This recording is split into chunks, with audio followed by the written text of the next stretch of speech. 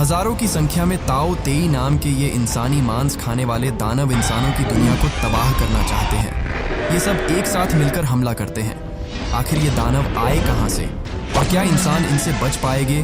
तो आइए शुरू करते हैं आज की कहानी। कहानी की शुरुआत होती है लगभग 1000 साल पुराने चीन से, जहाँ चारों तरफ सिर्फ सुनसान रेगिस्तान, ऊंचे ऊंचे पहाड़ और मौत जैसा सन्नाटा फैला हुआ है। इसी खतरनाक रास्ते पर कुछ लोग अपनी जान बचाते हुए घोड़ों पर भाग रहे होते हैं, क्योंकि उनके पीछे मंगोलिया के खतरनाक लुटेरे पड़े हुए होते हैं। इस भागते हुए दल का लीडर होता है विलियम और उसके साथी पूरी ताकत से घोड़ दौड़ा रहे होते हैं, लेकिन लुटेरे भी उनका पीछा छोड़ने को तैयार नहीं होते। विलियम समझ जाता है कि अगर ऐसे ही भागते रहे तो ज्यादा देर तक जिंदा नहीं बच पाएंगे। तभी विलियम एक चालाकी करता है। वह अपने कुछ घोड़ों की रस्सियां काटकर उन्हें खुला छोड़ देता है। जैसे ही घोड़ अलग दिशा में भागते हैं, लुटेरे धोखा खाकर उन घोड़ों के पीछे दौड़ पड़ते हैं। इसी मौके का फायदा उठाकर विलियम और उसके साथी वहां से बच निकलते हैं। रात हो जाती है। विलियम और उसके बचे हुए साथी एक सुनसान जगह पर कैंप लगाते हैं। सभी लोग बहुत ज्यादा थके हुए होते हैं। उनके पास न ठीक से खाना बचा होता है न पानी।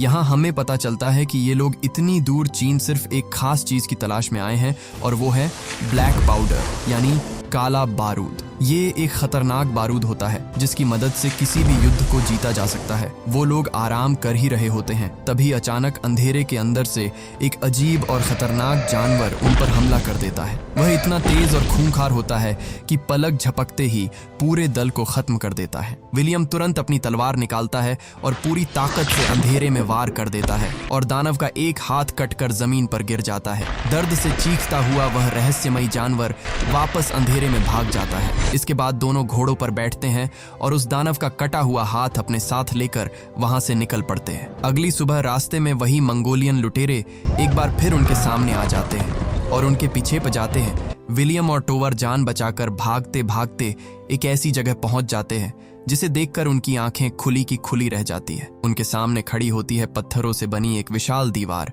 यानी द ग्रेट वॉल। वह दीवार बहुत ऊंची और लंबी होती है। दीवार के ऊपर हजारों चीनी सैनिक पहरा दे रहे होते हैं, और अब उनके तीर सीधे विलियम और टोवर की तरफ जाते हैं।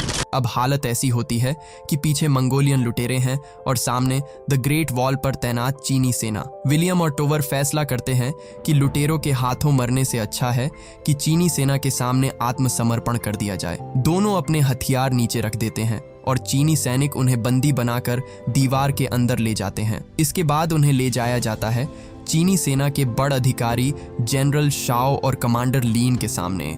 अब चीनी सैनिक विलियम के बैग की तलाशी लेते हैं। तभी उसके बैग के अंदर से वही कटा हुआ दानव का हाथ निकलता है। ये देखते ही वहां मौजूद सभी लोग हैरान रह जाते हैं। कमांडर लीन गुस्से में विलियम से पूछती है, तुम्हें ये चीज कहां से मिली? विलियम पूरी बात बताता है कि कैसे उसने दानव का हाथ काटा, लेकिन वहां मौजूद किसी को भी उसकी बात पर यकीन नहीं होता। सैनिक उसका मजाक बनाकर हंसने लगते हैं, लेकिन वहीं पर एक बूढ़ा और अनुभवी आदमी होता है जिनका नाम होता है वांग ध्यान से विलियम की तलवार और उसके कपड़ों को देखता है। उन पर उस दानव का हरे रंग का खून लगा हुआ देखकर वांग समझ जाता है कि ये झूठ नहीं बोल रहे, इन्होंने ही उस दानव का हाथ काटा है।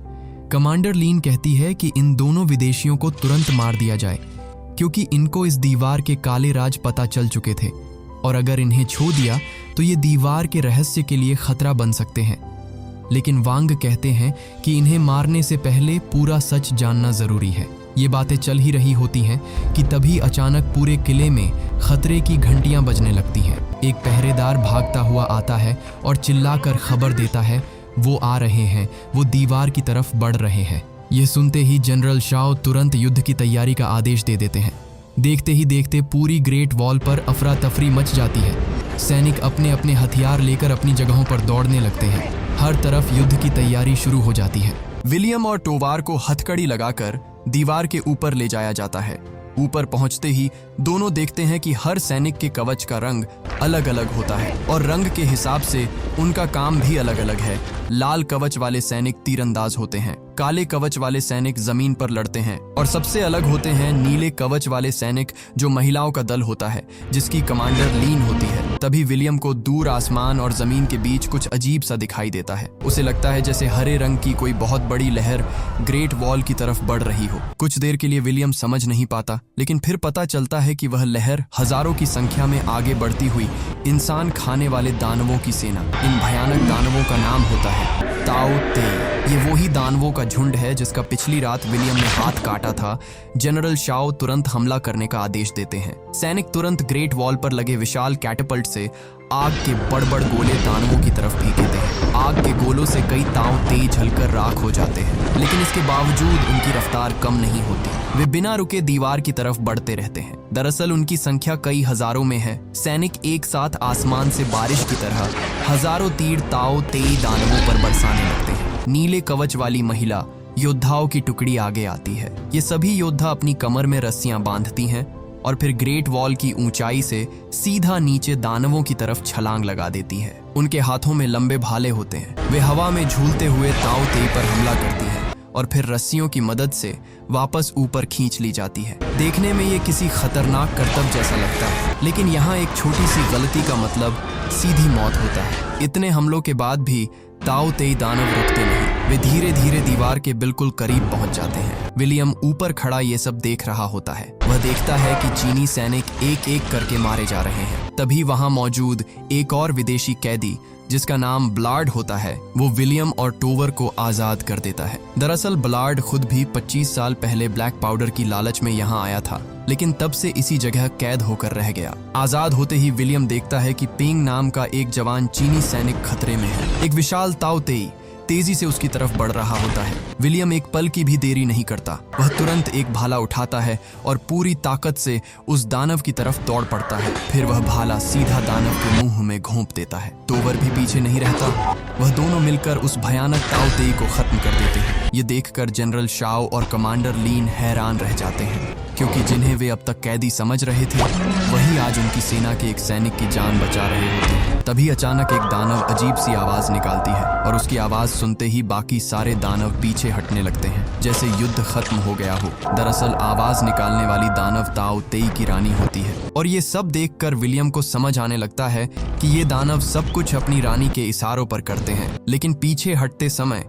ताओ तेई दानव अपने मरे हुए साथियों की लाशें भी अपने साथ खींच कर ले जाते हैं, ताकि इंसान उनके शरीर को देखकर उनकी कमजोरी न ढूंढ सकें। इसके बाद जनरल शाओ विलियम और टोवर के पास आते हैं। वे कहते हैं कि आज तुम दोनों ने बहुत हिम्मत दिखाई है, इसलिए अब तुम हमारे कैदी नहीं बल्कि हमारे मेहमान हो। युद्ध के बाद विलियम और टोवर की मुलाकात फिर से उसी विदेशी कैदी ब्लाड से होती है। ब्लाड उनसे कहता है कि तुम लोग जिस चीज की तलाश में इतनी दूर आए हो वो मेरे पास है। इसके बाद ब्लाड उन्हें छुपाकर रखा हुआ ब्लैक पाउडर यानी काला बारूद दिखाता है। अब ब्लाड एक प्लान बनाता है। वह कहता है कि अगली बार जब ताओ तेई हमला करेंगे और पूरी सेना युद्ध में व्यस्त होगी, तब वे तीनों मौका देखकर ब्लैक पाउडर चोरी करेंगे और यहाँ से भाग जाएंगे। इसी बीच वांग विलियम के सामान की जांच करते हैं। तभी उन्हें एक अजीब सा पत्थर दिखाई देता है। दरअसल वह पत्थर एक चुंबक होता है। वांग को समझ आता है कि पहली रात जब विलियम ने ताओ तेई का हाथ काटा था, तब यह चुंबक उसके पास मौजूद था। शायद इसी चुंबक की वजह से वह दानव कमजोर पड़ा था। इसके बाद वांग विलियम को इन ताओ तेई दानवों की असली कहानी बताता है। वांग बताता है कि लगभग 2000 साल पहले आसमान से एक उल्कापिंड इसी पहाड़ पर आकर गिरा था और उसी उल्कापिंड से इन खतरनाक ताओ तेई दानवों का जन्म हुआ था। ये कोई आम जानवर नहीं है, बल्कि लोगों का मानना है कि ये इंसानों के लालच और पाप की सजा देने आए हैं। दरअसल हर 60 साल बाद ये दानव जागते हैं और इंसानों पर हमला करते हैं। इनका सिर्फ एक ही मकसद होता है, मांस खाना। ये रास्ते में आने वाले इंसानों और जीवों को मारकर उनका मांस अपनी रानी तक पहुंचाते हैं और फिर वह रानी उस मांस को खाकर हजारों नए ताओ तेई को जन्म देती है। इसके बाद वांग नक्शा दिखाते हुए कहता है कि ग्रेट वॉल से सिर्फ 300 मील दूर चीन की राजधानी है, जहां करीब 20 लाख लोग रहते हैं। अगर ये दानव एक बार दीवार पार कर गए तो वहां मौजूद सारे लोग इन राक्षसों का खाना बन जाएंगे और इतना मांस मिलने के बाद यह दानव पूरी दुनिया पर राज कर लेंगे।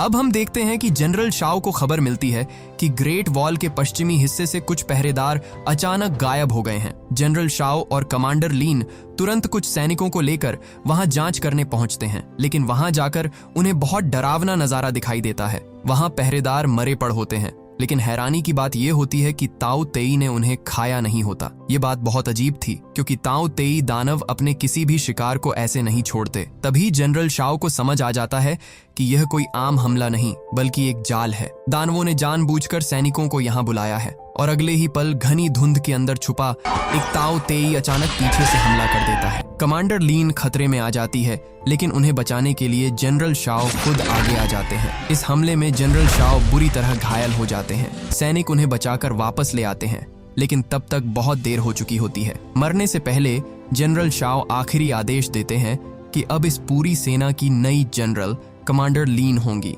इतना कहकर जनरल शाओ दम तोड़ देते हैं। इसके बाद पूरी ग्रेट वॉल पर शोक छा जाता है। अपने बहादुर जनरल को श्रद्धांजलि देने के लिए हजारों स्काई लैंटर्न्स आसमान में छोड़ जाते हैं। इसी बीच राजधानी से एक खास दूत ग्रेट वॉल पर पहुंचता है। वह पुराने ग्रंथों की जांच करता है और बताता है कि अगर ताओ तेई को चुंबक के पास लाया जाए तो वे कुछ समय के लिए कमजोर और शांत हो जाते हैं। यह सुनकर विलियम कहता है कि अगर सच में ऐसा है तो हमें इसे साबित करना होगा और इसके लिए उन्हें एक जिंदा ताओ तेई पकड़ना पड़ेगा। इसके बाद वांग एक प्लान बनाता है। वह बड़-बड़ लोहे के हारपून तैयार करवाता है जिनके सिरों पर गहरी नींद की दवा लगाई जाती है। प्लान यह होता है कि जैसे ही ताओ तेई दीवार के पास आएंगे, इन हारपून से उन्हें फंसाकर ऊपर खींच लिया जाएगा। अब हम देखते हैं कि चारों तरफ घनी धुंध छा जाती है और उसी धुंध के पीछे से हजारों ताओ तेई दानव ग्रेट वॉल की तरफ बढ़ने लगते हैं। धुंध इतनी ज्यादा होती है कि सैनिकों को कुछ साफ दिखाई नहीं देता। वे अंदाजे से तीर और भाले चलाने लगते हैं, लेकिन ताओ तेई लगातार आगे बढ़ते रहते हैं। जनरल लीन तुरंत हारपून्स चलाने का आदेश देती है। दीवार से बड़-बड़ लोहे के हुक नीचे गिराए जाते हैं जिसके सिरों पर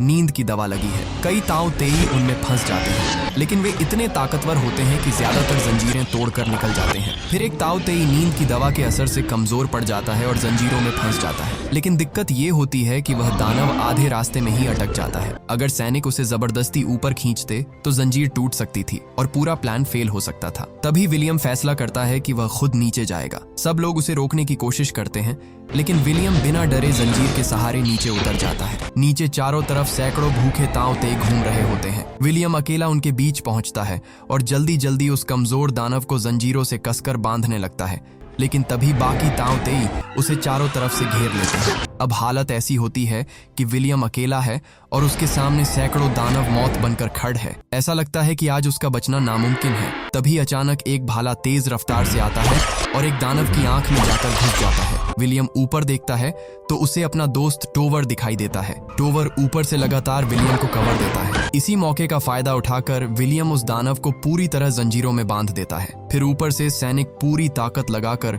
उस ताओ तेई को खींचते हैं और आखिरकार उसे जिंदा पकड़ लेते हैं। विलियम और टोवार भी किसी तरह मौत के मुंह से बचकर ऊपर लौट आते हैं। अब उस जिंदा पकड़ गए ताओ तेई के सामने वही चुंबक वाला पत्थर रखा जाता है। चुंबक वाला पत्थर देखते ही छटपटा हुआ दानव बिल्कुल शांत हो जाता है। यानी वांग की बात सही थी, चुंबक ताओ तेई को कुछ समय के लिए कमजोर कर देता है। जब सभी लोग पकड़ गए दानव की जांच कर रहे होते हैं, तभी उन्हें जमीन के नीचे से अजीब अजीब आवाजें सुनाई देने लगती हैं। जनरल लीन जब जमीन के नीचे बनी सुरंग की जांच करने पहुंचती है तो वहां का नजारा देखकर उसके पैरों तले जमीन खिसक जाती है। उसे समझ आता है कि ताओ तेई इतने दिनों से ग्रेट वॉल पर हमला सिर्फ ध्यान भटकाने के लिए कर रहे थे। असली चाल तो वे जमीन के नीचे चल रहे थे। दानवों ने चुपचाप ग्रेट वॉल के नीचे एक विशाल सुरंग बना ली थी और उसी सुरंग के रास्ते हजारों ताओ तेई पहले ही दीवार पार करके राजधानी की तरफ निकल चुके थे। अब 20 लाख लोगों की जान खतरे में थी, यानी पूरी दुनिया ही खतरे में आने वाली थी। और इसी सबसे मुश्किल वक्त में बलार्ड और टोवार ब्लैक पाउडर चोरी करके भागने की कोशिश करते हैं। विलियम उन्हें रोकता है और कहता है कि यह भागने का नहीं, लड़ने का समय है। लेकिन बलार्ड किसी की बात सुनने वाला नहीं होता। वह पीछे से विलियम पर हमला करके उसे बेहोश कर देता है और टोवार को अपने साथ लेकर वहां से भाग जाता है। जब विलियम को होश आता है तो जनरल लीन को लगता है कि विलियम भी उन्हीं चोरों का साथी है। वह गुस्से में उसे बंदी बनाने का आदेश दे देती है, लेकिन तभी वही जवान चीनी सैनिक पेंग आगे आता है जिसकी जान विलियम ने बचाई थी। पेंग जनरल लीन से कहता है कि विलियम चोर नहीं है, उसने उन्हें रोकने की कोशिश की थी, वह हमारी मदद करना चाहता था। पेंग की बात सुनकर लीन का गुस्सा थोड़ा शांत होता है, लेकिन अब उनके पास सोचने का समय बिल्कुल नहीं बचा था। अगर राजधानी तक घोड़ों से जाया जाता तो बहुत देर हो जाती, इसलिए जनरल लीन एक खतरनाक फैसला लेती है। इसके बाद जनरल लीन हॉट एयर बलून्स के जरिए आसमान के रास्ते सीधे राजधानी पहुंचने का प्लान बनाती है, लेकिन ये बलून्स बिल्कुल सुरक्षित नहीं होते। हवा बहुत तेज होती है और रास्ता भी काफी खतरनाक होता है। कई बलून्स आसमान में ही आग पकड़कर फट जाते हैं और कई सैनिक नीचे गिरकर अपनी जान गंवा देते हैं, लेकिन जनरल लीन रुकती नहीं। वह अपने कुछ बचे हुए योद्धाओं के साथ राजधानी की तरफ उड़ जाती है। इधर विलियम को कैद से रिहा कर दिया जाता है। वांग उससे कहता है कि अब सब खत्म हो चुका है। ताओ तेई दानव राजधानी की दीवार तक पहुंच चुके हैं। वह वांग से कहता है कि मैं लीन के पास जाऊंगा और यह लड़ाई खत्म करके ही लौटूंगा। इसके बाद विलियम और वांग किसी तरह तेजी से राजधानी पहुंचते हैं। वहां पहुंचकर वे देखते हैं कि पूरा शहर नर्क में बदल चुका है। हर तरफ चीख पुकार मची होती है। ताओ तेई शहर में घुस चुके होते हैं और आम लोगों पर हमला कर रहे होते हैं। जनरल लीन अपनी टीम के साथ एक ऊंचे टावर में फंसी होती है। ताओ तेई दानव उन्हें चारों तरफ से घेर चुके होते हैं। ऐसा लगता है कि अब लीन और उसके सैनिक बच नहीं पाएंगे, लेकिन तभी ऊपर से विलियम आता है। वह ब्लैक पाउडर से बने एक्सप्लोसिव हथियार ताओ तेई पर फेंकता है और जोरदार धमाके के साथ लीन को बचा लेता है। इसके बाद विलियम, लीन और वांग किसी तरह एक पुराने महल के ऊंचे टावर में शरण लेते हैं। अब उनके पास सिर्फ एक ही रास्ता बचता है, वही जिंदा पकड़ा गया ताओ तेई। वांग कहता है कि अगर रानी को मारना है तो हमें इसी ताओ तेई का इस्तेमाल करना होगा, क्योंकि ताओ तेई की पूरी सेना अपनी रानी से जुड़ी हुई है। अगर रानी मर गई तो बाकी सभी दानव भी खत्म हो सकते हैं। अब आखिरी प्लान बनाया जाता है। वे लोग उस जिंदा पकड़ गए ताओ तेई के शरीर पर एक्सप्लोसिव बांध देंगे और फिर उसे छोड़ दिया जाएगा। जैसे ही वह दानव मांस लेकर अपनी रानी के पास पहुंचेगा और रानी उसे खाने लगेगी, उसी समय धमाका करके उसे खत्म कर दिया जाएगा। इसके बाद विलियम, लीन, वांग और बाकी सैनिक उस बंदी ताओ तेई को लेकर जमीन के नीचे बने रास्ते से आगे बढ़ने लगते हैं, लेकिन ताओ तेई उनकी गद पहचान लेते हैं। देखते ही देखते हजारों दानव सुरंग के अंदर घुस आते हैं और अब बचकर निकलने का कोई रास्ता नहीं बचता। तभी सैनिक पेंग एक बड़ा फैसला लेता है। वह अपने शरीर पर बंधे एक्सप्लोसिव में आग लगा देता है और दानवों के रास्ते में खड़ा हो जाता है। अगले ही पल एक भयानक धमाका होता है। पेंग अपनी जान देकर विलियम, लीन और वांग को बचा लेता है। अब हम देखते हैं कि विलियम, लीन और वांग महल के ऊंचे टावर पर पहुंचते हैं। नीचे सड़क पर ताओ तेई की रानी मौजूद होती है और उसके चारों तरफ हजारों दानव पहरा दे रहे होते हैं। अब वे एक्सप्लोसिव से बंधे उस बंदी ताओ तेई को छोड़ देते हैं। वह दानव मांस लेकर सीधा अपनी रानी की तरफ दौड़ता है। विलियम ऊपर से निशाना लगाता है और रानी की तरफ तीर चलाता है, लेकिन रानी के बॉडीगार्ड्स बहुत चालाक होते हैं। वे तुरंत अपने शरीर से उस तीर को रोक लेते हैं और उनका प्लान फेल हो जाता है। और इससे भी बड़ी मुसीबत यह होती है कि रानी उन्हें देख लेती है। वह एक भयानक चीख निकालती है और उसकी आवाज सुनते ही हजारों ताओ तेई टावर पर चढ़ना शुरू कर देते हैं। अब हालात पूरी तरह बिगड़ चुके होते हैं। वांग समझ जाता है कि अब बचने का सिर्फ एक ही रास्ता है। वह विलियम और लीन को बचाने के लिए खुद दरवाजे पर खड़ा हो जाता है। वांग चुंबक वाला पत्थर विलियम की तरफ फेंकता है और कहता है कि तुम दोनों जाओ और रानी को खत्म करो। इसके बाद ताओ तेई दानव वांग पर टूट पड़ते हैं और उसे मार डालते हैं। अब सिर्फ विलियम और लीन बचे होते हैं। दानव उनके बिल्कुल करीब पहुंच चुके होते हैं और उनके पास सिर्फ एक आखिरी एक्सप्लोसिव बचता है। तभी विलियम लीन से पूछता है कि क्या तुम्हें मुझ पर भरोसा है? लीन बिना डरे जवाब देती है हाँ। इसके बाद दोनों टावर की खिड़की से रस्सी के सहारे नीचे झूल जाते हैं और हवा में लटकते हुए रानी के करीब पहुंचने की कोशिश करते हैं। विलियम चुंबक वाला पत्थर रानी के बॉडीगार्ड्स की तरफ फेंकता है। चुंबक के असर से बॉडीगार्ड्स कुछ पल के लिए कमजोर पड़ जाते हैं। इसी छोटे से मौके का फायदा उठाकर लीन अपने हाथ में मौजूद भाला पूरी ताकत से फेंकती है। दरअसल उस भाले के आगे एक्सप्लोसिव लगा होता है। भाला सीधा जाकर उस मांस के ढेर में लगता है जिसे रानी खाने वाली होती है और अगले ही पल एक जबरदस्त धमाका होता है। पूरा इलाका आग और धुएं से भर जाता है और ताओ तेई की रानी मारी जाती है। रानी के मरते ही एक चमत्कार जैसा नजारा देखने को मिलता है। उसे जुड़ हुए बाकी सारे ताओ तेई अचानक रुक जाते हैं और कुछ ही पलों में बेबस होकर जमीन पर गिरने लगते हैं, जैसे उनकी पूरी ताकत खत्म हो गई हो। पूरी राजधानी में छाया हुआ डर और शोर अचानक शांत हो जाता है। पूरी दुनिया एक बहुत बड़ विनाश से बच जाती है। युद्ध खत्म होने के बाद विलियम वापस ग्रेट वॉल पर लौटता है। वहां चीन के सम्राट उसे इनाम देना चाहते हैं। सम्राट उससे पूछते हैं कि तुम्हें क्या चाहिए, सोना या ब्लैक पाउडर? विलियम कुछ पल सोचता है। तभी वह देखता है कि उसका दोस्त टोवर एक पिंजरे में कैद है। दरअसल बलाड टोवर को भागते हुए सैनिकों ने पक लिया था और बलाड को रेगिस्तान में ही मार दिया था। विलियम मुस्कुराता है और कहता है कि मुझे सिर्फ अपने दोस्त की आजादी चाहिए। ये सुनकर सम्राट टोवार को आजाद करने का आदेश दे देते हैं। इसके बाद विलियम अपने घोड़ को आगे बढ़ाता है और एक बार फिर अनजान सफर की तरफ निकल पड़ता है और इसी के साथ फिल्म द ग्रेट वॉल की कहानी खत्म होती है। हमारे साथ हमेशा ऐसे ही जुड़े रहने के लिए आप हमारे चैनल द योगी को सब्सक्राइब कर लीजिए। जल्दी मिल गए अगले वीडियो में।